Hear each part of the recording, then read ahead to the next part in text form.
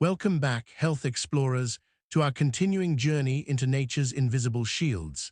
In Part 1 and Part 2, we unveiled a powerful array of ancient botanicals, each with remarkable abilities to combat infection, quell inflammation, and support your body's vital functions. We delved into the detoxifying powers of burdock and gardenia, the fever-reducing actions of Phragmites and wild chrysanthemum, and the broad-spectrum antimicrobial strengths of Forsythia, Lonicera, Scute, Coptes, and Philodendron.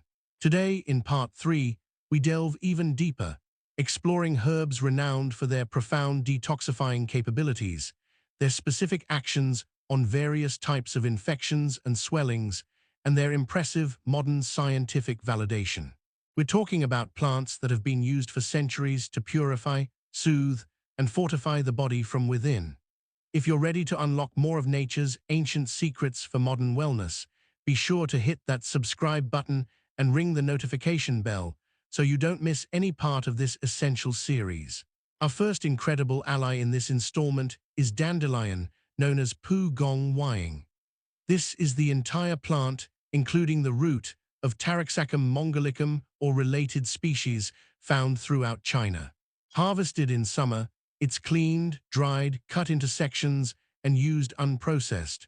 Traditionally, the tender shoots of dandelion were eaten as a pot herb, and the plant itself was revered for its tonic and alterative, promoting healthy changes in the body properties. It was a go-to remedy for all sorts of abscesses and swellings, even for carious teeth, and notably, for snake bites. This highlights its long-standing reputation as a powerful detoxifier and anti-inflammatory agent. Today, dandelion is widely used to dissipate pathogenic heat, detoxify, subdue carbuncles, and dissolve lumps. It's also recognized for its ability to relieve urination disturbances. Intriguingly, modern traditional practice even incorporates dandelion to relieve cancer pain, often alongside other cancer treatment herbs. Its broad range of actions reflects its profound cleansing capacity. From a traditional perspective, dandelion excels at treating sores, carbuncles, furuncles, and generally relieving pathogenic heat and detoxifying the body. External boils, furuncles, and other pyogenic, pus-forming infections are frequently treated with dandelion, either alone or in combination with other potent herbs like Lonicera and wild chrysanthemum. Fresh dandelion, when used with Vaccaria seed to make a concentrated extract or a tincture with wine, is a classical remedy for acute mastitis, breast inflammation, and infection. This showcases its specific affinity for addressing localized inflammatory and infectious swellings. Another crucial traditional role for dandelion is its ability to eliminate internal damp heat. This makes it valuable for conditions like hepatitis and pain in the epigastric region, where there's an accumulation of heat and fluid stagnation, often in the liver and stomach systems. Furthermore, dandelion is traditionally used to relieve urinary difficulties. For urinary tract infections and painful, difficult urination, it's a key component, often combined with a host of other diuretic and heat-clearing herbs to help flush the urinary system and reduce inflammation. Now let's explore what modern science has discovered about dandelion. The plant contains a variety of important chemical constituents, including inulin, a prebiotic fiber, taraxasterol, taraxacerin, taraxicin, choline, a nutrient, and pectin, a soluble fiber. This complex blend contributes to its diverse therapeutic effects. Pharmacological findings strongly support dandelion's traditional uses. It is confirmed as antimicrobial, anti-inflammatory, and antipyretic, fever-reducing. Beyond these, it's been shown to be a mild laxative, stomachic, aiding digestion, diuretic, and choletic, promoting bile flow, all of which contribute to its cleansing and detoxifying actions. It also remarkably increases the secretion of milk from mammary glands, validating its traditional use for mastitis. Most notably, the decoction of dandelion has been shown to significantly increase the human peripheral lymphoblast transformation rate in vitro, indicating that the herb is immunologically stimulating, directly boosting your immune system's cellular activity. For typical use, Dandelion is prepared as a decoction with a recommended dosage ranging from 10 to 30 grams. A crucial reminder, this information is for educational purposes only. It is not a substitute for professional medical advice, diagnosis, or treatment. Always consult your healthcare provider before using any herbal remedies, especially if you have existing health conditions, are pregnant or breastfeeding, or are taking other medications. Regarding precautions, individuals with yin syndromes, a traditional pattern of internal heat arising from a deficiency of cooling substances, often associated with dryness, should generally avoid this herb, as its cold and bitter nature might exacerbate such conditions. While generally safe at therapeutic doses, occasional gastrointestinal discomfort, nausea, vomiting, and mild diarrhea have been reported, indicating that individual sensitivity and proper dosing are important. Classical Chinese Materia Medica reported no undesirable side effects or toxicity at therapeutic doses, highlighting its long history of safe use when applied appropriately. Our second powerful herb in this installment is pulsatilla root, known as Bai Tu Weng, meaning white-headed Weng or old man with white hair, referring to the plant's fluffy seed heads. This is the dried root and flower of Pulsatilla chinensis, primarily grown in Liaoning province and Inner Mongolia of China. Collected in the spring, it's dried and used unprocessed. Traditionally, Pulsatilla root was a highly popular medicine with a wide range of applications. It was prescribed for fevers, insanity, ague, malaria-like fevers, obstruction of the bowels, swelling of the neck from anger, poor circulation of the blood, abdominal pain, dysentery, toothache, all sorts of rheumatic pain, scrofulous glands, all forms of miasmatic poisoning, hemorrhoids, and favus, a fungal skin infection. Its rich historical profile paints a picture of a potent cleanser for deep-seated infections and toxins. Today, pulsatilla root is primarily recognized for its ability to clear away pathogenic heat, subdue pyogenic infections, those involving pus, and detoxify the body. It is particularly valued for its effectiveness in treating diarrhea and dysentery. From a traditional perspective, pulsatilla root excels at removing pathogenic heat and relieving dysentery. It's a cornerstone herb for treating both bacterial and amoebic dysentery, often combined with other intensely cooling and antidiarrheal herbs. This specific action on intestinal infections highlights its direct impact on clearing gastrointestinal pathogens. Pulsatilla root also plays a significant role in broader detoxification. It's effectively used to treat Trichomonas vaginalis, a common parasitic infection in women that causes persistent burning and itching of the vulval tissue with profuse frothy discharge. For this, pulsatilla root is made into a decoction, often with sophora root, and applied externally to the affected areas. It's also traditionally considered effective in treating lymphadenitis, inflammation of the lymph nodes, indicating its ability to resolve localized inflammation and swellings. Now let's turn to its modern scientific validation. Pulsatilla root contains a number of active chemical constituents, including saponins, protonemonin, and glycosides like ranunculin, anemonin, oquinolin, and ocnalin. Other components include stigmasterol, heterogenin, and olenolic acid. These compounds are believed to be responsible for its potent medicinal effects. Pharmacological findings strongly support pulsatilla root's traditional uses, particularly its antimicrobial and anti-emetic properties. In vitro studies have shown its decoction and ethanol extract to be antibacterial against Staphylococcus aureus, Pseudomonas aeruginosa, Shigella dysenteriae, and Bacillus subtilis. Crucially, it has also been confirmed to inhibit vaginal trichomonas in vitro, validating its traditional external use for this parasitic infection. For typical use, pulsatilla root is prepared as a decoction with a recommended dosage ranging from 6 to 15 grams. A vital reminder, this information is for educational purposes only and is not medical advice. It should not be used to self-diagnose or self-treat. Always consult your healthcare provider before using any herbal remedies, especially if you have existing health conditions, are pregnant or breastfeeding, or are taking other medications. Regarding side effects and toxicity, classical Chinese Materia Medica reported no undesirable side effects or toxicity at the therapeutic dose, indicating a long history of safe use when applied appropriately. Modern research generally aligns with this, further supporting its safety profile at recommended dosages. Our third powerful herb in this series is Patrinia herb, known as Bai Jiang Cow, meaning white general grass or white river grass.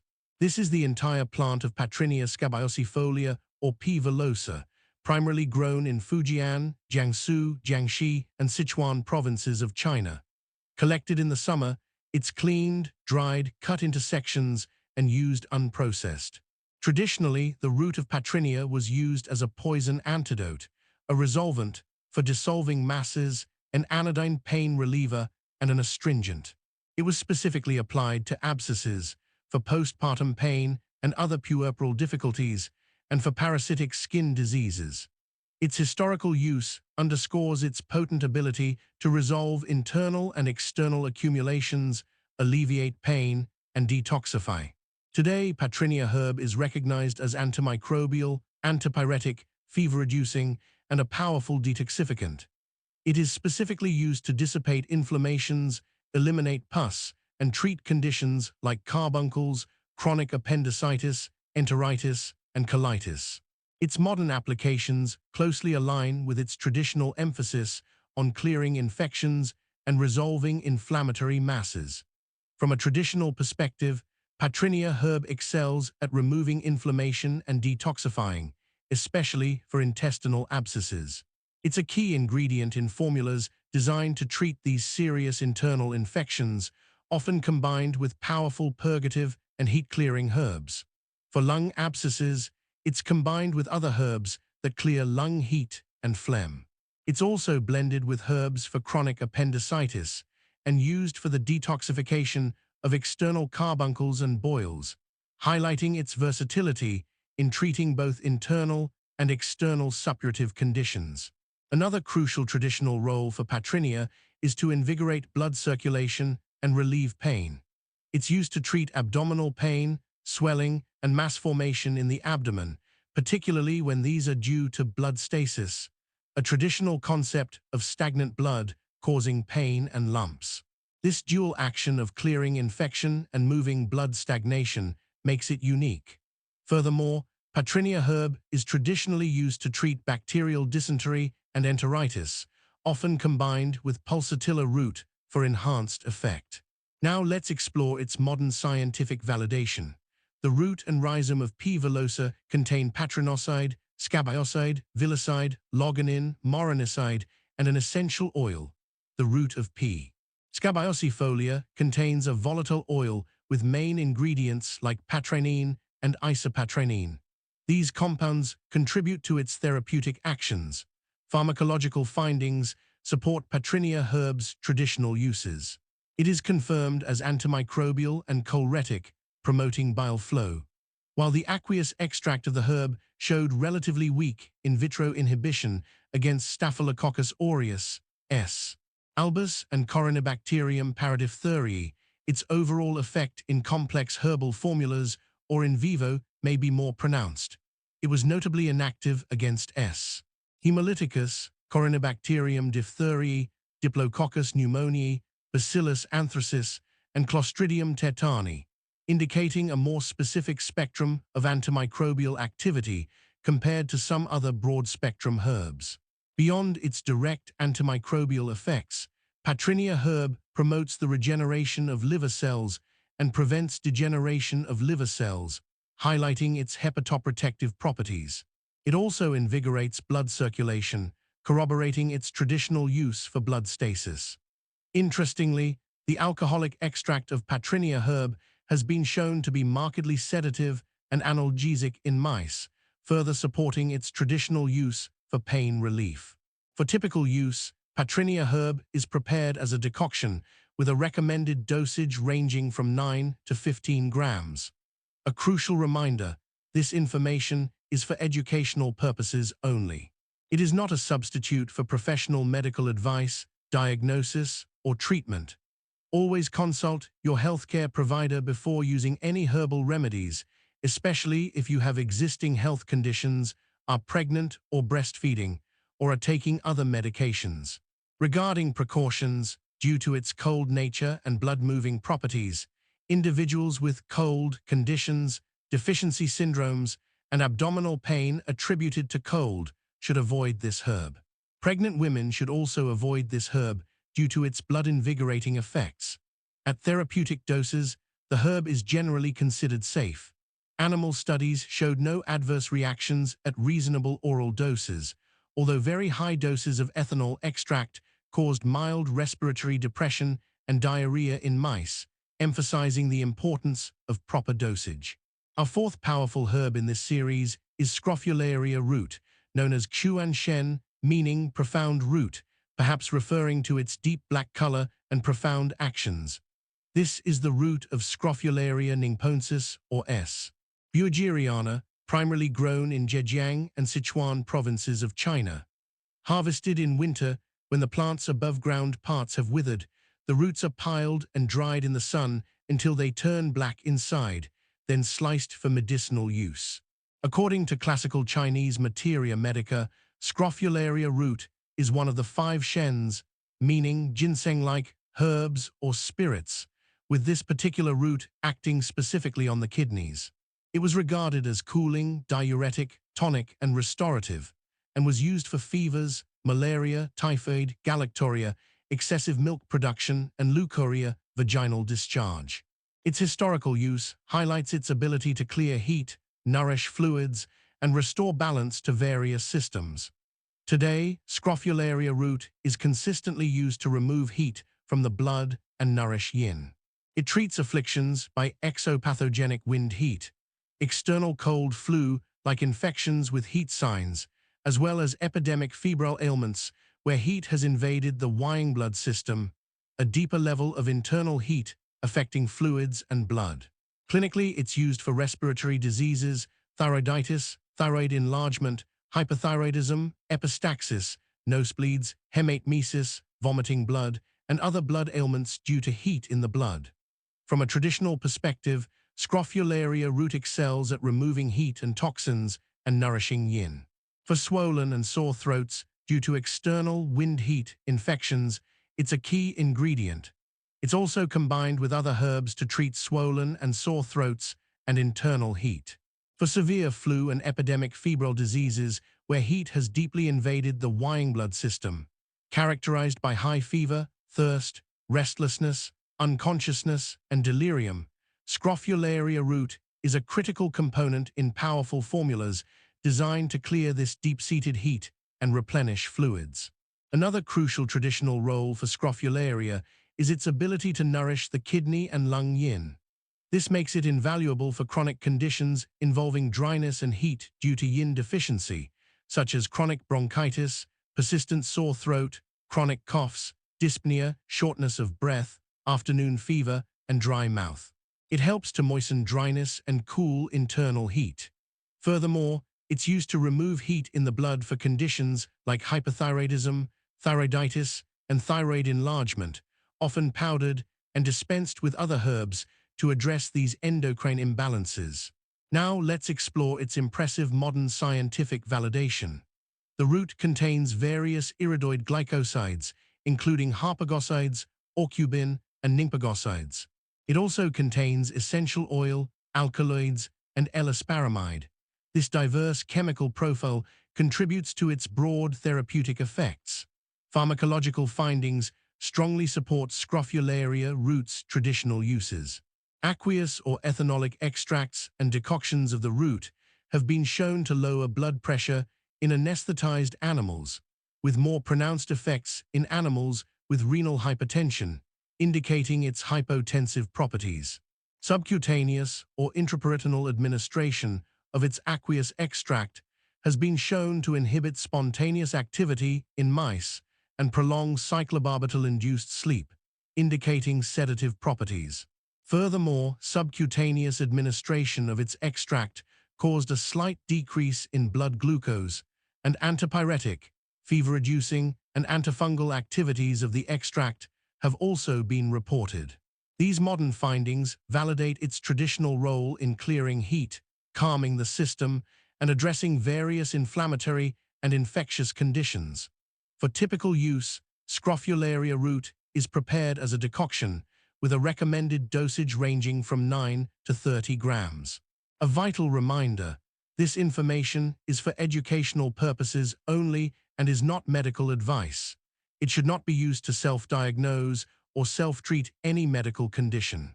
Always consult with a qualified healthcare professional before using any herbal remedies, especially if you have existing health conditions, are pregnant or breastfeeding, or are taking other medications. Regarding precautions, due to its cold nature, individuals with cold conditions, deficient syndromes in the stomach and spleen, diarrhea, or poor appetite should not use this herb, as it could exacerbate these internal imbalances.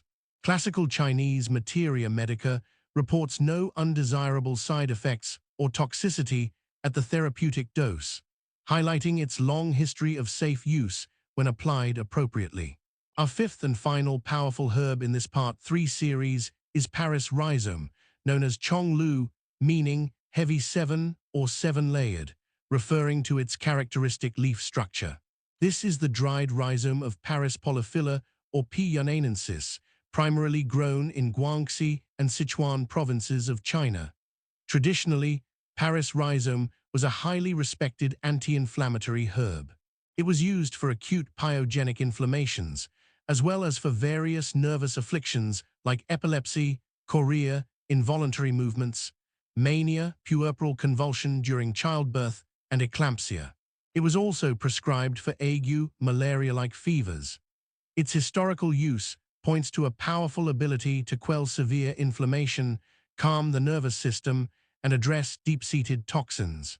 Today, Paris rhizome is recognized as an anticonvulsive, used to treat febrile conditions in children, and importantly, as an anti-inflammatory and detoxicant. It's also famously used for tumors and is combined with other anti-cancer herbs for conditions like lung cancer. Its modern applications highlight its potent effects on severe inflammation, detoxification, and cellular processes. From a traditional perspective, Paris rhizome excels at relieving inflammation and detoxifying, especially for external suppurative infections. It can be applied directly to affected areas in powdered form or mixed with vinegar to make a paste. Internally, it's combined with a powerful array of other detoxifying herbs to treat deep-seated abscesses and boils, showcasing its strong ability to resolve localized infections and swelling. Perhaps its most striking traditional use is to detoxify poisonous snake bites. Paris rhizome is combined with other herbs to neutralize snake toxins in the blood and combat snake neurotoxins, highlighting its critical role as a powerful antidote for severe poisoning.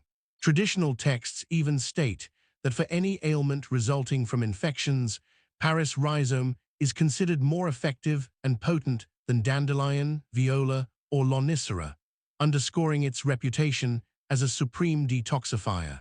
Now let's explore its modern scientific validation.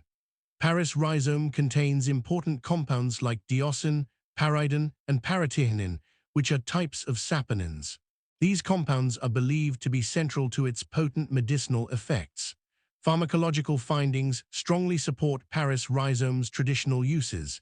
It is confirmed as antimicrobial, antitussive, cough suppressant, sedative, and anodyne pain reliever. Importantly, it has demonstrated significant antitumor properties and is confirmed to neutralize snake toxins, providing strong scientific backing for its traditional roles in cancer therapy and as an antidote for severe poisoning. Its comprehensive actions on inflammation, pain, and cellular processes make it a truly remarkable and potent herb. For typical use, Paris rhizome is prepared as a decoction, with a recommended dosage ranging from 3 to 9 grams. A crucial and explicit warning: this information is for educational purposes only. It is not medical advice, diagnosis, or treatment. Paris rhizome is a potent herb with a known slight toxicity. It must only be used under the direct supervision and guidance of a qualified and licensed healthcare professional. Self-treating with this herb is highly discouraged and can be dangerous, potentially leading to severe adverse effects. Always consult your physician or a qualified herbalist before considering its use, especially if you have existing health conditions, are pregnant or breastfeeding, or are taking other medications. Regarding precautions, the inherent slight toxicity of Paris rhizome requires careful handling and precise dosing. While generally considered safe at low therapeutic doses, large doses or overdose can lead to severe side effects, including nausea, vomiting, headaches, and even convulsions. This emphasizes the critical importance of professional guidance and strict adherence to prescribed dosages when using this powerful herb. The knowledge of these herbs is not merely historical. It's a living, evolving understanding that offers practical ways to empower your health. If this deep dive has opened your eyes to the sophisticated world of herbal medicine and inspired you, please consider giving this video a thumbs up, sharing it with your friends and family, and leaving a comment below. Tell me which of these herbs from part 3 amazed you the most. Thank you for joining me on this profound journey into nature's invisible shields. Stay curious, stay informed, and always seek wisdom on your path to wellness.